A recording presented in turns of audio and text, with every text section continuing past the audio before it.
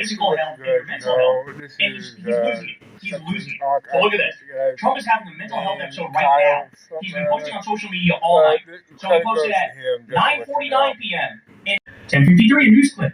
10:43 announcing a Hormuz blockade. So he's blockading the blockade. As if like the double negative will cancel it out and open it somehow. At 2:35 a.m., an article about Joe Biden.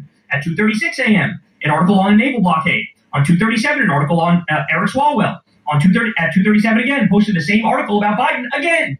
2:38, an article on his ballroom. And at 4:10 a.m., an article on Iran. He's not sleeping. He's pretending to be Jesus, and he's posting all night. He is not well. Now, over the weekend, it was not much better, y'all.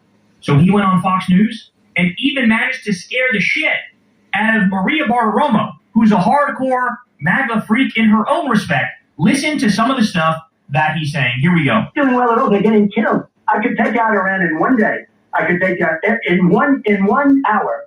I could have their entire energy, everything, every one of their plants, their electric generating plants, which is a big deal.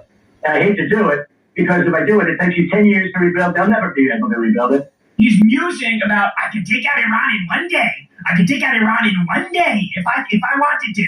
By the way, when you have an unhinged president with dementia, with early Alzheimer's, and he's saying stuff like that, this is where in a normal functioning system, they would immediately invoke the 25th Amendment and get his ass out of there.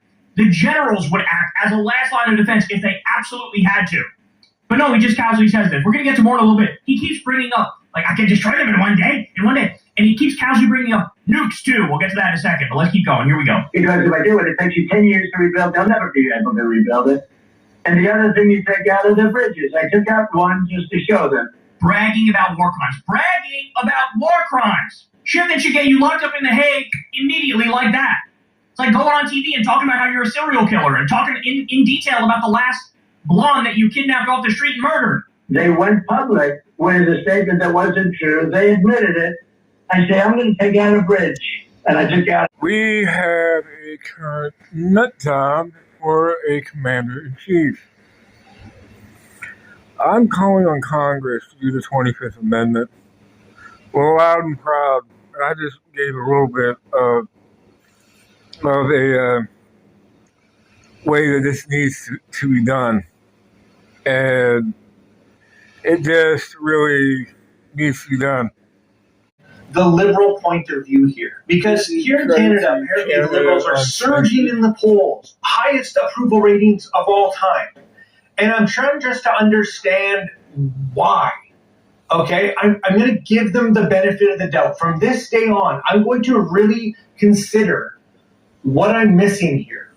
Okay, that's really what I'm going to commit to is hearing the other side and trying to understand what is going on that I don't see. A few moments later. So Trudeau's a fucking pedophile, and I don't know, I wish I could say I was surprised, but we know all these people are literal scum, and there's baby-eating pedophiles running the world, so why wouldn't Trudeau be one of them? I want to just, again, wrap my mind around why this guy hasn't been strung up, okay? The guy's a literal pedophile, okay?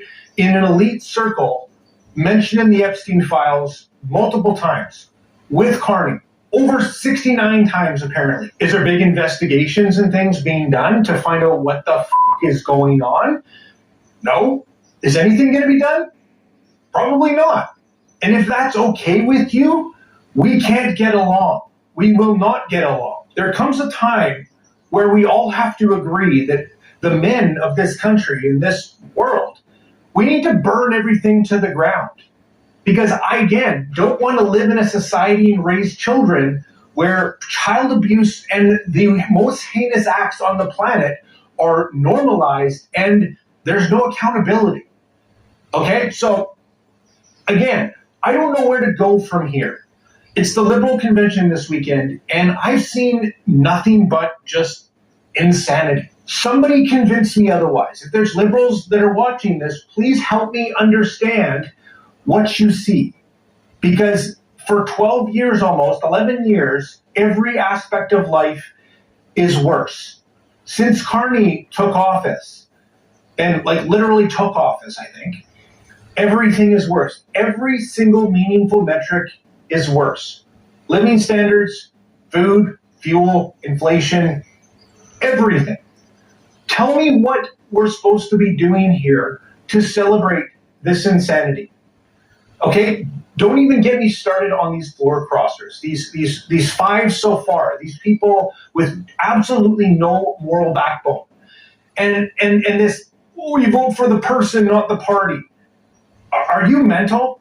Are you literally insane? If that's your argument, and you think that a riding, Matt Joyner is riding of Alberta that basically has never voted Liberal in its entire history, and just overwhelmingly voted Conservative because they believe in the Conservative message and values, he just suddenly turned Liberal overnight, and you're like, yeah, that sounds reasonable, that sounds legit. Or how about the lady up north, where conveniently his stepson was basically wanted or had a warrant out for, again, child abuse or sexual assault or something, and she's conveniently a Liberal now. Magical. If you don't think these things are kind of adding up, like if you don't see any correlation here, like these people are completely bought and paid for. A bridge has taken over the crown, signaling a major shift in cross-border trade.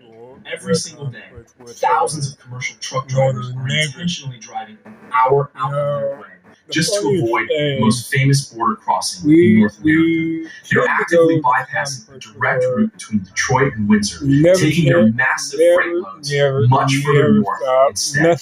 For decades, the Ambassador Bridge was the absolute center of trade between the U.S. and Canada. It was basically the main artery for the automotive industry and handled more freight than anywhere else. According to new data from the Bridge and Tunnel Operators Association, that dominance actually started quietly slipping away in November of 2024. By the end of 2025, the Ambassador Bridge had officially been dethroned. The Blue Water Bridge, which connects Port Huron, Michigan to Sarnia, Ontario, took over the top spot for commercial traffic, recording over 2.1 million truck crossings compared to the Ambassador's 1.9 million. Looking at the operational numbers so far in 2026, that trend is holding steady, with the Blue Water Bridge seeing about 299,000 crossings compared to 286,000 at the Ambassador. If you find these kinds of real-world economic and breakdowns interesting, making sure you're subscribed really helps keep things going. So the obvious question is, why trucking companies are suddenly changing habits they've held for a generation. In a recent statement, the Federal Bridge Corporation pointed out that the growth, they say, credit to Carl Vandernick, the one that is running this video. Credit to him. Are they fucking bullshit? Deter our adversaries from even thinking that they want to start a war. But your point is absolutely right. That threat is increasing. That's why we need to improve and expand and spend more on defence, which we're planning to do. But also, it affects the whole nation. What we do in the armed forces matters, but for our population, our people, we need to recognise that picture has changed. The peace dividend that we've enjoyed for the last 30 years is coming to an end, and that requires us to educate ourselves and help the population understand some of those threats and help them understand what they can do to support the nation and potentially support the armed forces. 30 years of peace you've had planned. Yeah, you've had it so good these past few decades that, well, peace comes to an end, doesn't it? It's now prepare for war. But in that 30 years of peace, you just have to forget that you've been put through some of the greatest psychological operations that has ever been put on civilization. Some of the greatest, biggest financial collapses that for so many of us meant that you lost everything, and no matter how access to exceptional benefits is credit to that Carl V from earlier. Finding the things you and your family need to be well is kind of a big deal. Finding ways to save on those things is an extra big deal. Check out extra big deals at CVS. Extra Care members get extra big savings on more of what matters most every 2 weeks. EU's Ursula, elected leader. EU's Ursula, Harley, thank you for who stands there at the podium telling everybody, Europe, I suppose it is everybody, everybody's impacted, aren't they? Especially with these organic crises. Here she is, anyway, talking about Lecky, the electricity, and, well, the cheapest form of electricity is not using it at all.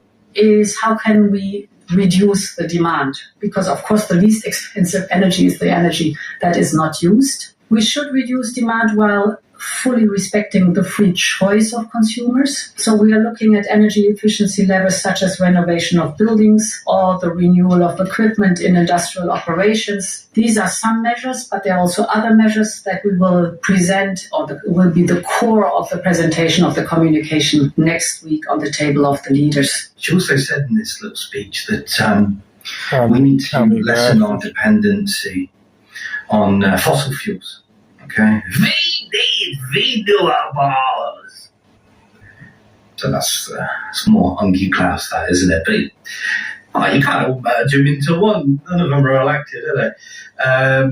Still telling everybody what to do and actually putting things in place that actually mean that people have to do it too. Hang on a minute though. I know this is it's a real stretch. It's a real stretch, and there is much disinformation and misinformation going about, so you don't want to do that. But I'll just pop this headline up while I make this point. 344 isn't it where I'm at. Fabulous? Some may say marveloso. Certainly these people. How all of this going on, all this organic crisis that no one could see would happen. I mean, it was all operating okay before they decided to go and solve the problem. Isn't it marvellous how all of this, how people would just have been so reluctant to jump onto the Lecky